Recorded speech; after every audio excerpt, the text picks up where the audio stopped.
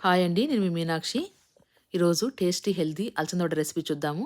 దీనికోసం నేను అలసందలు 5-7 గంటల వరకు నానబెట్టి, దాన్ని తెరగిలిలో ఏసి వడపోసానండి. వాటర్ ఏమి లేకుండా చూసాను. దాంట్లోకి నేను పచ్చిమిర్చి, అల్లము, ఆనియను, చామాకు, వామాకు, పుదీనా, కొత్తిమీర, చానా రకాల ఆకులు తురిమి సన్నగా కట్ చేసి అందులో వేశాను. అల్లం కూడా వేశాను. అల్లం ఆప్షనల్ అండి. కొంతమందికి నచ్చదు. మీరు కావాలంటే వేసుకోండి, లేకుంటే లేదు. ఈ ఆకులన్నీ వేయడం వల్ల మంచిగా క్రిస్పీగా వస్తుంది వడ. అండ్ వాటర్ అస్సలు వేయద్దండి. ఈ ఆకుల్లో కొంత వాటర్ ఉంటుంది. అండ్ వడ తునిగిపోతుంటుంది వాటర్ ఎక్కువ వేసినప్పుడు. వాటర్ లేకుండా కొంచెము ఒక్క ముక్కగానే రుబ్బండి. మనకి మెదువడలాగా ఇది మెత్త మెత్తగా రుబ్బుకోకూడదు. అలసందలకు కానీ, శనగబెడలకు కానీ ఎప్పుడు కూడా వడ చేసేటప్పుడు.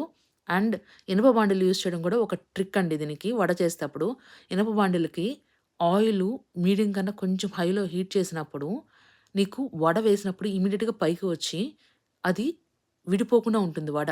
ఎప్పుడు కూడా వడ ఎక్కువ వాటర్ ఎక్కువైనా కానీ, లేతే ఆయిల్ కరెక్ట్ హీట్‌గా లేనప్పుడు గానీ, వడ విరిగిపోతుంది. మీకు చూడ్డానికి బావుండదు. అండ్ మీకు కష్టమవుతుంది అయి తీయడానికి కూడా. అంతా ఆయిల్ అంతా మడ్డి మడ్డిగా అయిపోతుంది. మనకు అలసందలు నానబెట్టడానికి యూజ్ చేసిన ఆ వాటరే మోర్ దెన్ ఎనఫ్ అండి. ఈటిని రుబ్బడానికి వేయడానికి కానీ.